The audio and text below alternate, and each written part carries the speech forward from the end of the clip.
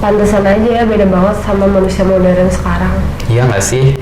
Di zaman modern ini manusia sering membuang sampah sembarangan. Dan akibatnya jadi banyak bencana alam.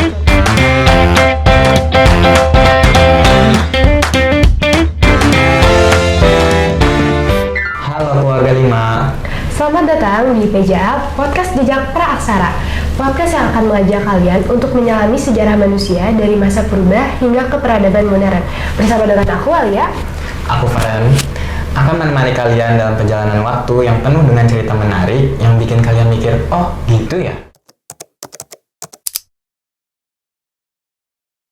Nah Alia, belakangan ini kamu suka ngapain? Aku terakhir sih habis dari kebun binatang ya. Apakah kamu menemukan hal yang menarik di sana? Aku menemuin hewan yang kayaknya ada kaitannya deh sama kehidupan aku. Apa itu? Kera. Kamu tahu nggak asal-usul kera? Aku pernah baca-baca sekilas sih tentang kera. Ada yang namanya teori konsepsi baru yang dikemukakan oleh Yuval Noah. Dan menurut teori konsepsi baru ini, ada makhluk induk yang melahirkan dua spesies. Spesies pertama ini manusia sempurna, dan yang spesies keduanya ini simpanse ataupun kera. Dan dari teori ini tuh kita dapat memperoleh informasi bahwa manusia pertama itu adalah Australopithecus. Australopithecus ini muncul pertama kali di Afrika sekitar 2,5 juta tahun yang lalu.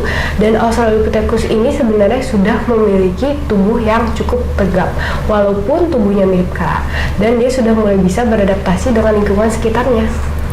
Oh, jadi mereka sudah mulai bermigrasi dan pindah ke tempat baru ya? Ya, kayak gitu kurang lebih. Jadi kalau misal nggak salah, ada sebuah peristiwa di mana Australopithecus itu akhirnya bermigrasi ke daerah Eropa, dan Australopithecus yang bermigrasi ke daerah Eropa ini disebutnya sebagai Homo neanderthal. Tapi kalau misal diceritain tentang perjalanan migrasi Australopithecus ini kayaknya terlalu panjang gitu. Jadi ada kejadian menarik, kamu penasaran nggak? Penasaran banget, itu apa? Nah, sekitar 100.000 tahun yang lalu, Homo sapiens tuh bertemu dengan Homo neanderthal. Tapi sebelumnya aku mau jelasin dulu, kalau misal Homo sapiens itu adalah keturunan dari Australopithecus. Jadi Australopithecus itu adalah nenek moyangnya Homo sapiens, di mana Australopithecus itu berevolusi kemudian menjadi Homo sapiens gitu. Jadi Australopithecus yang menetap di Afrika tuh itu tuh adalah Homo sapiens. Nah, kemudian sekitar 100.000 tahun yang lalu, Homo sapiens itu bertemu nih dengan Homo neanderthal yang udah lama menetap di Eropa. Nah, jadinya mereka bertengkar deh. Aku tebak pasti Homo neanderthal yang menang. Ya, kenapa kamu bisa tahu? Karena setahu aku Homo neanderthal itu memiliki badan yang besar, juga tenaga yang kuat. Yap, tapi namanya dunia itu nggak berhenti sampai itu aja. Sekitar 70.000 tahun yang lalu terjadi sebuah peristiwa yang mengubah sejarah, yaitu revolusi kognitif. Oh, revolusi kognitif yang membuat Homo sapiens mengalami mutasi genetik pada otaknya. Jadi mereka memiliki keahlian dan kecerdasan yang belum ada sebelumnya. Ya, bener banget. Dan sebenarnya salah satu faktor penyebab terjadinya revolusi kognitif ini adalah kemampuan berdiri tegak. Kamu tuh harus tahu ya Ren, kalau misal berdiri tegak tuh sebuah anugerah dari Tuhan Yang Maha Esa. Dimana dengan adanya kemampuan berdiri tegak ini, manusia dapat menjelajahi alam lagi lebih luas dan dapat mengekspor sumber daya alam. Benar banget tuh, berdiri tegak juga itu memudahkan kita menggunakan tangan, kaki kita dengan lebih leluasa. Nah iya bener banget, dan tekanan evolusi ini akhirnya dapat membantu untuk meningkatkan kemampuan otak dan juga keterampilan motorik halus, makanya dapat terjadinya koordinasi antara otot dengan tangan. Selain itu, ada satu faktor yang mendukung perkembangan manusia, yaitu memasak. Alia, kamu tahu nggak sih kalau makanan yang dimasak memiliki lebih banyak manfaat daripada makanan yang tidak dimasak? Oh iya, terus tahu aku juga dengan memasak itu dapat meningkatkan nutrisi pada makanan yang akan kita makan nanti, sehingga tubuh tuh lebih mudah dalam memproses makanannya, dan nantinya juga nutrisi yang diperoleh akan dapat mampu meningkatkan kemampuan otak. Benar sekali itu, memasak juga dapat mengurangi resiko penyakit yang ditularkan dari makanan mentah. Juga memungkinkan manusia hidup lebih lama dan lebih sehat. Nah, benar banget. Dua faktor yang telah kita bahas tadi itu membuat beberapa dampak. Contohnya, dengan adanya dua faktor ini, manusia itu dapat memiliki kemampuan komunikasi yang unik. Jadi manusia itu bukan hanya membahas gimana ya caranya bertahan hidup esok hari, tapi bahkan manusia itu udah dapat membahas kejadian yang belum terjadi di masa yang akan datang. Jadi manusia itu sudah dapat membahas hal-hal yang bisa manusia prediksi seperti pada 2-3 tahun yang akan datang. Ya, komunikasi manusia sekarang berkembang jauh lebih fleksibel. Kan kalau hewan seperti semut mengandalkan insting untuk hidup, jadi mereka melakukan komunikasi konkret, yaitu hanya bisa memerintah. Jadi kayak misalnya kalau satu semut menemukan makanan, pasti dia memerintah dengan, ayo sini, di sini ada makanan, kita harus bawa pulang kembali ke sarang. Nah, kalau manusia bisa komunikasi dengan ide-ide yang abstrak dan hal-hal yang belum terjadi. Dan yang lebih menarik, manusia itu memiliki kemampuan untuk belajar. Jadi sebenarnya manusia itu dapat melakukan semua hal yang ada di dunia ini asalkan manusia mau belajar. Misalnya manusia yang awalnya tidak bisa menulis, dengan dia belajar gimana cara menulis, pasti nggak lama dari dia belajar, dia akan memperoleh hasilnya, yaitu dia bisa menulis. Ya sih, teknologi yang sekarang ini kan hasil dari manusia belajar. Bener banget, kayak kita dapat main HP setiap harinya, scroll TikTok dan semacamnya, itu juga hasil dari pemikiran manusia. Alia, kamu tahu nggak sih kalau zaman pra-aksara itu dibagi beberapa periode, yaitu periode Paleolitikum, Mesolitikum, Neolitikum, Megalitikum, dan zaman Perundagian. Oh, aku ingat. Paleolitikum tuh zaman dimana senjatanya tuh masih sederhana dan kasar kan. Terus kehidupan manusia purbanya masih berpindah-pindah atau nomaden. Dan yang terakhir, kehidupannya juga masih berburu dan meramu. Tapi aku agak lupa deh, kalau misal dengan pembagian kerjanya kayak gimana? Di zaman Paleolitikum, laki-laki yang berburu dan perempuan yang meramu. Alia, kamu mau tahu nggak kenapa laki-laki yang berburu dan perempuan yang meramu? Kenapa, Ren? Sini aku contohin. Kamu melihat ke arahku. Apakah kamu masih bisa melihat kotak alat pensil di sebelahmu? Masih sih. Nah, bedanya dengan laki-laki, laki-laki itu memiliki penglihatan yang cenderung fokus ke depan. Jadi tidak bisa melihat alat atau benda apapun yang ada di sebelahnya. Nah, bedanya dengan perempuan, perempuan itu cenderung melebar matanya, penglihatannya. Jadi bisa melihat sekitarnya dengan jelas gitu, tidak fokus pada satu benda atau satu arah. Ya.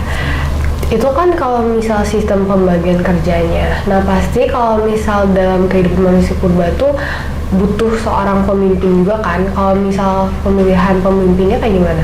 Jadi pemilihan pemimpinnya itu menggunakan sistem primus inter pares. Jadi siapa yang paling kuat itu ialah pemimpinnya. Oh gitu, berarti tandanya perempuan nggak bisa jadi pemimpinnya ya? Aku rasa tidak bisa untuk zaman dulu, tapi kalau zaman sekarang kan kita menggunakan sistem yang berbeda ya, yang itu membutuhkan kecerdasan, tidak perlu kekuatan lagi. Oh gitu, berarti tandanya istilah patriarki itu sebenarnya udah mulai ada semenjak di zaman Paleolitikum ya? Iya, benar sekali itu. Oh, tapi kamu tahu batu akik kan? Tahu.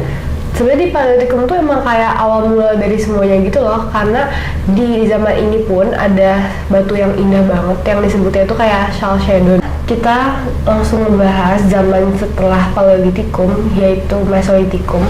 Dan di zaman ini tuh sebenarnya banyak banget penemuan-penemuan yang menarik. Contohnya kayak penemuan api, dan kemudian kehidupan manusianya juga sudah mulai berkembang. Jadi kalau misal di zaman ini tuh manusia sudah mulai menggabungkan dua makanan secara sekaligus, bukan hanya mengumpulkan makanan. Nah, ini tuh disebut sebagai masa berburu dan meramu tingkat lanjut.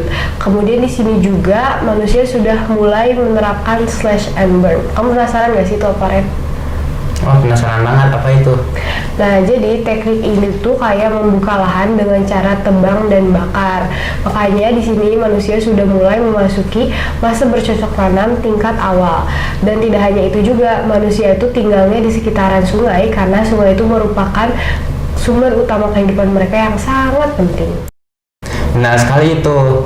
Nah, di masa ini mereka juga sudah hidup menetap dibandingkan dengan manusia di zaman Paleolitikum. Mereka membuang sampah pada tempatnya.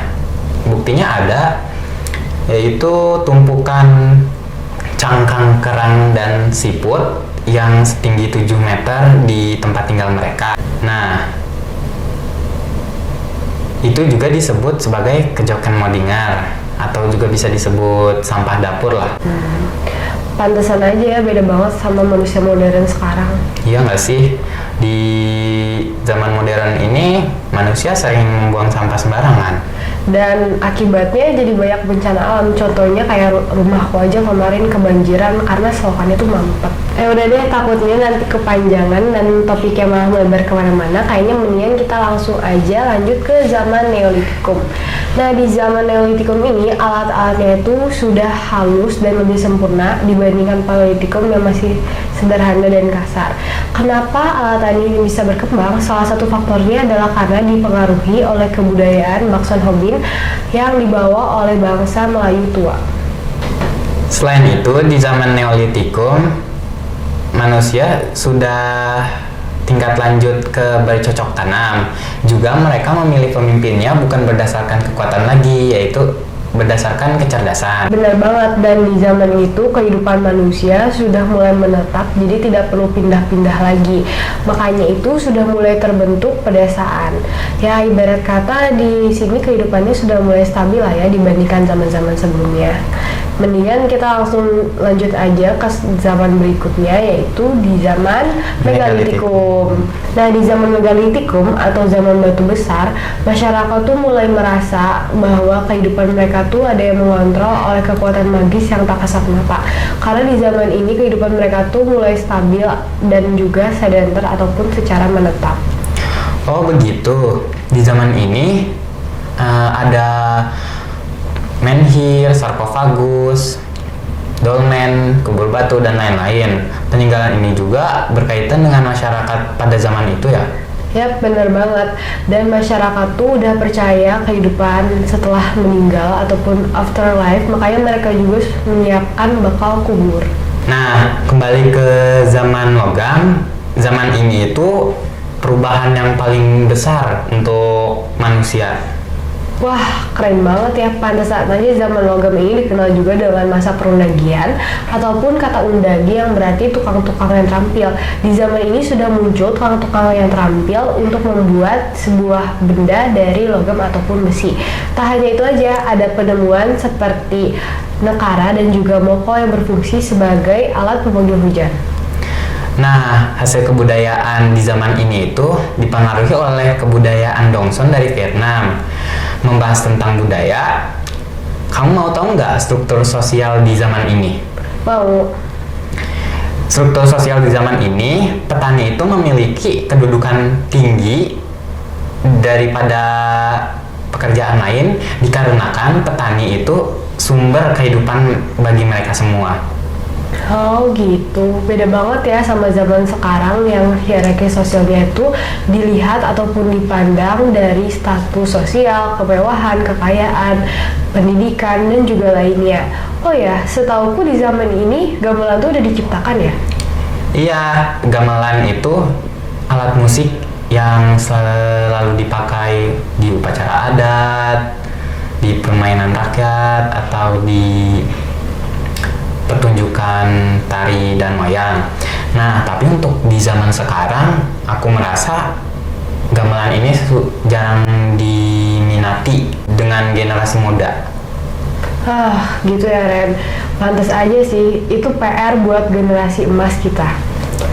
Well, nggak kerasa ya, ternyata kita sudah ada di akhir episode. Terima kasih banyak untuk teman-teman yang sudah mendengarkan hingga akhir. Seperti manusia purba yang terus beradaptasi dan berkembang, semoga kita bisa terus maju dan terus bisa bersama di kehidupan dan di podcast ini. Dan jangan lupa ya, kita tuh belajar sejarah bukan hanya tentang mengingat peristiwa masa lalu, namun kita juga harus dapat memetik pembelajaran yang bisa kita ambil dari masa lalu hingga kita dapat membuat pilihan yang lebih baik lagi di masa akan mendatang. Terima kasih sudah mendengarkan podcast Jejak Praaksara.